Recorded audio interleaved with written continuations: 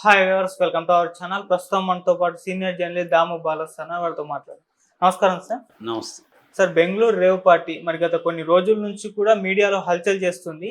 అసలు ఈ రేవ్ పార్టీని ఎవరు ఏర్పాటు చేశారు, అసలు అతని డీటెయిల్స్ ఏంటి, అతని గురించి ఏమన్నా డీటెయిల్స్ ఉన్నాయా సార్? మామూలుగా మనకి ముందు నుంచి కూడా వాసు అనే పేరు వినపడింది. హైదరాబాద్కి చెందిన వాసు అనే అతను ఈ పార్టీని ఏర్పాటు చేశాడు అక్కడ బెంగళూరులో. సో అక్కడ కంకార్డ్ అనే ఒక సంస్థ ఉంది, దాని ఓనర్ కృష్ణారెడ్డి వాళ్ళ ఫామ్ హౌస్ అది. అది మామూలుగా ఎలక్ట్రానిక్ సిటీ అని ఉంటుంది బెంగళూరు అవుట్స్కట్స్లో. ఆ ఎలక్ట్రానిక్ సిటీకి దగ్గరలో ఉన్న ఫామ్ హౌస్. ఈ farm house MR farm house అనుకుంటా. సో ఈ ఫామ్ హౌస్లో తన పుట్టినరోజు సందర్భంగా వాసు అనే వ్యక్తి చేశాడనేది మొదట్లో వచ్చింది. ఇప్పుడు కూడా సిసిబి బెంగళూరులో సిటీ క్రైమ్ బ్రాంచ్ వాళ్ళు అరెస్ట్ చేసినది 5 మంది అని అక్కడ బెంగళూరు కమిషనర్ దయానంద్ చెప్పాడు ప్రెస్ మీట్లో. మేము 5 మందిని అరెస్ట్ చేశామని. 5 మంది ఎవరంటే ఈ మొత్తం ఈ ప్రోగ్రామ్ని కండక్ట్ చేసిన బర్త్డే అని కండక్ట్ చేసిన వాసు, రెండవది ఇతని తరఫున ఆర్గనైజర్ అరుణ్. వీళ్ళిద్దరు కాకుండా ఒక 3 పెడ్లర్స్, డ్రగ్ పెడ్లర్స్. అందులో రాజ్ బావా అతను బాగా నోటరియస్. అతని మీద ఎప్పటి నుంచో పోలీసులు నోటీసెస్ జారీ చేశారు, అతన్ని వెతుకుతున్నారు ఎప్పటి నుంచో.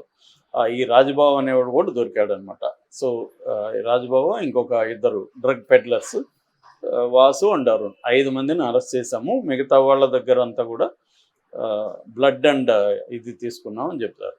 కొత్తగా వాళ్ళు ఇంకొక విషయాన్ని కూడా చెప్పింది అంటే, మొత్తం దొరికింది 101 మంది అని చెప్తున్నారు మొన్నటి వరకు, కానీ పాల్గొనింది 250 మంది పాల్గొన్నారు. ఆ 250 మంది మేము వెళ్ళేసరికి చాలామంది పారిపోయారు, మాకు 101 మంది మాత్రమే దొరికారు.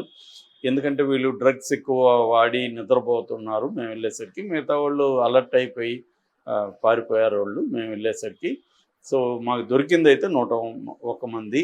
మిగతా వాళ్ళ కోసం కూడా మేము వెతుకుతున్నాం అనేది కూడా చెప్తున్నారు.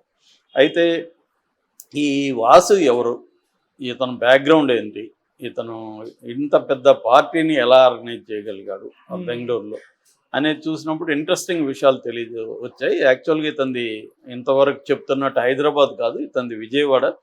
ఇతను పూర్తి పేరు లంకపల్లి వాసు. ఇతను వచ్చి అక్కడ ఆంజనేయ వాగన్ ఉంటుంది, దానికి దగ్గరలో బ్రహ్మంగారి మఠం వీధి అని విజయవాడలో ఉంది, ఆ వీధిలో ఉంటారు ఇతను. యాక్చువల్గా వీళ్ళ నాన్న చిన్నప్పుడు చనిపోయారు. ఇతను చాలా ఆర్డినరీ పూర్ బ్యాక్గ్రౌండ్, అంటే సినిమాటిక్గా ఉంది ఇతని కథ అంతా కూడా. సో వీళ్ళమ్మ దోశలు పోసి అమ్ముకుంటూ జీవనం సాగించేది. సో ఇతనికి 2 అక్కయ్యలు, 1 అన్నయ్య. వీళ్ళందరినీ కూడా వాళ్ళమ్మ దోశలు ఇడ్లీలో అమ్మి చిన్న టిఫిన్ సెంటర్ పెట్టుకొని దాని ద్వారా వచ్చే ఆదాయంతో వీళ్ళని చదివించుకుంది. ఈ అబ్బాయికి చిన్నప్పటి నుంచి కూడా వాసుకి క్రికెట్ అంటే బాగా పిచ్చి, క్రికెట్ ఎక్కువ ఆడుతుండేవాడు. మంచి క్రికెటర్ కావాలనేది అతని గోలు. కానీ క్రికెటర్ కాలేకపోయాడు, కానీ క్రికెటర్ బుకీ అయ్యాడు. సో ఇదంతా కూడా సినిమా లాగా ఉంది నాకు ఇతని కథ అంతా తీసుకుంటే. సో అంటే సిన్సియర్గా అతను ఒక ప్లేయర్గా అయింటే అతని లైఫ్ వేరే అయిపోయింది. అతను క్రికెట్లో అది వెళ్ళలేక క్రికెట్ బెట్టింగ్లకి మెల్లగా బెట్టింగ్లు కండక్ట్ చేసే విధంగా అతను ప్లాన్ చేసుకొని బుక్ అయిపోయాడు. దాని తర్వాత ఇతను విజయవాడలో ఫస్ట్ ఇది స్టార్ట్ చేసి మెల్లగా 2 స్టేట్లలో కూడా క్రికెట్ బెట్టింగ్లు స్టార్ట్ చేశాడు. దాని తర్వాత ఇంకా అనేక రకాల బెట్టింగ్లకి వెళ్ళాడు. రాజకీయాలు కావచ్చు, ఇప్పుడు కూడా పొలిటికల్గా కూడా అనేక బెట్టింగ్లు అతను చేశాడని చెప్తున్నారు. సో ఇలాగ బెట్టింగ్ల ద్వారా డబ్బు సంపాదించాడు. అట్లా కాకుండా ఇతను బెంగళూరు, చెన్నై, ఇట్లా గోవా, ఇట్లా వేరే సిటీ, హైదరాబాద్, ఇలా అనేక సిటీల్లో కూడా తన ఒక నెట్వర్క్ని అయితే ఏర్పాటు చేసుకున్నాడు. దాని ద్వారా బాగా డబ్బులు కూడా సంపాదించాడు. ఇతనికి 4 కార్లు ఉన్నాయి, భారీ విల్లాలు ఉన్నాయి, ఇళ్ళు ఉన్నాయి. సో ఒక నెట్వర్క్ అయితే ఉంది. కార్లు కూడా 4-5 లగ్జరీ కార్లు ఉన్నాయని చెప్తున్నారు. సో విజయవాడలో కూడా ఒక 150 మంది తన టీం ఉందని చెప్తున్నాడు. సో ఇలాగా వీళ్ళు ఇది చేసుకున్నారు. బట్ ఇతను ఆ మధ్య ఎక్కడో కాలు ఇదయ్యి మొన్నటి వరకు కూడా చేతికర్ర వాడుతుండేవాడు. అట్లాగే ఇతను కిడ్నీ ప్రాబ్లం వచ్చింది, అట్లాగే హార్ట్ కూడా స్టెంట్ వేశారనే వార్త కూడా వచ్చింది. సో ఏదేమైనా ఇతనికైతే ఇట్లాంటి ఈ ఫంక్షన్ ఫస్ట్ టైం కాదు, అతను ఎప్పటి నుంచో కూడా ఈ బెట్టింగ్లు దీనివల్ల అతనికి ఏంటంటే ఒక పెద్ద సర్కిల్ వచ్చింది. దాని తర్వాత అతను ఇటువంటి రేవ్ పార్టీలు ఏర్పాటు చేయడం, ఈ రేవ్ పార్టీల ద్వారా డబ్బు సంపాదించడం అనేది అతనికి అర్థమైంది. ఇది ఈజీగా ఉంటుంది, ఓన్లీ ఏంటంటే దీంట్లో సర్కిలే మనీ, నీకు ఎంత పెద్ద సర్కిల్ ఉంటే అంత మనీ నువ్వు అర్న్ చేయొచ్చు.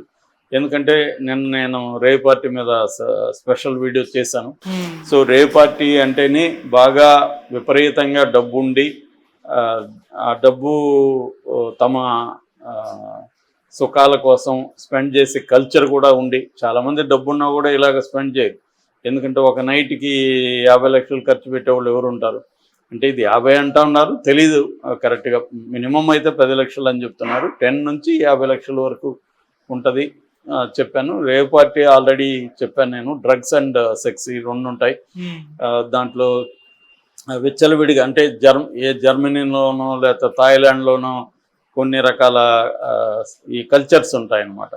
అంటే మనకి మామూలుగా చాలామందికి ఒక ఫ్యాంటసీ ఉంటుంది.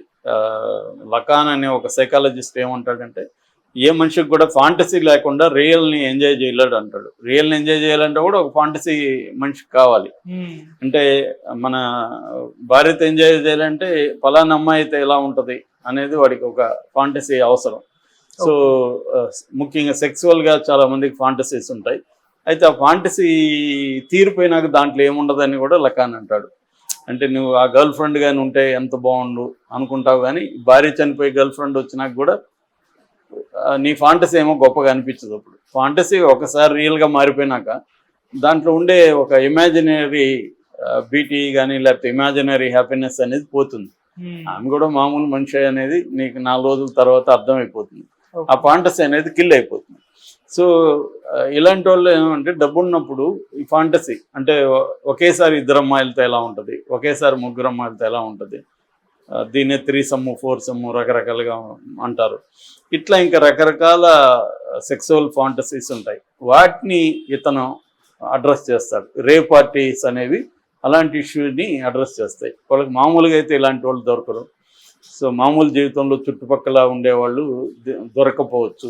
సో వీళ్ళు అరేంజ్ చేస్తారు. సో ఇట్లాంటి దానికి ఒప్పుకునే అమ్మాయిల్ని ఇక్కడికి తీసుకురావడం, వాళ్ళతో చేయడం. మనం ఈ మధ్య చూస్తున్నాం కదా, నార్త్ ఇండియాలో కూడా అనేక యాప్స్ వచ్చేసి పోర్న్ యాప్స్, ఇవన్నీ ఈ ఫాంటసీస్ అన్నీ వాళ్ళు కూడా పోర్నల్లో చూపిస్తున్నారు. 2 అబ్బాయిలు 1 అబ్బాయి, లేకపోతే అబ్బాయి అబ్బాయి అబ్బాయి అమ్మాయి అమ్మాయి అంటే బైసెక్సువల్, ఇలా రకరకాల ఫాంటసీస్ని క్యాటర్ చేయడానికి వీళ్ళు ప్రొవైడ్ చేస్తారు. సో డబ్బు పోయినా కూడా ఇవన్నీ రావు కదా, మామూలుగా డబ్బు పోసినా కూడా నీకు ఎక్కడంటే అక్కడ దొరకదు. వీటిని ఫెసిలిటేట్ చేసేవాళ్ళు కావాలి. రెండోది సేఫ్టీ కావాలి, అంటే ఏదన్నా జరిగినప్పుడు డీల్ చేసుకునే వాళ్ళు కూడా కావాలి. సో ఈ వాసుకి అన్ని లక్షణాలు ఉన్నాయి. ఇతనికి ఆల్రెడీ బుకీ అంటే లాయర్లతో, కోర్టులతో, పోలీసు వ్యవస్థతో, రాజకీయ నాయకులతో అందరితో సంబంధాలు ఉంటాయి. కాబట్టి ఏదన్నా ఒక ఇబ్బంది వస్తే తన నెట్వర్క్ని దించి ఆ ఇబ్బంది నుంచి బయటపడవచ్చు. సో ఇప్పటి వరకు ఇతను దొరకలేదు, ఫస్ట్ టైం బెంగళూరులో దొరికాడు. సో నాకు తెలిసి బెంగళూరులో కూడా ఇతను దీని నుంచి బయటకు వచ్చేస్తాడు. ఎందుకంటే ఇతను డబ్బులు ఉంది, పరిచయాలు ఉన్నాయి. కాబట్టి ఏం చేస్తాడు, బెయిల్ మంచి అడ్వకేట్ని పెట్టుకొని బెయిల్ తీసుకుంటాడు. దాని తర్వాత పోలీసులను ఇన్ఫ్లుయెన్స్ చేయగలిగితే ఎఫ్ఐఆర్ దగ్గర నుంచి డైల్యూట్ చేసుకుంటా రావచ్చు. మ్యానిపులేట్ చేసుకుంటా వచ్చారనుకో మెల్లగా ఏం జరగదు కేసు.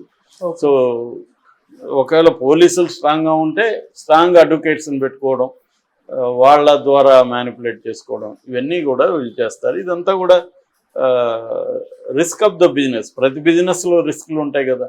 ఇది అంతే, ఒక నైట్లో కోట్లు సంపాదించే వ్యాపారం ఇది. మరి కోట్లు సంపాదించే వ్యాపారం ఉన్నప్పుడు రిస్క్ ఉండదా? రిస్క్ ఉంటుంది.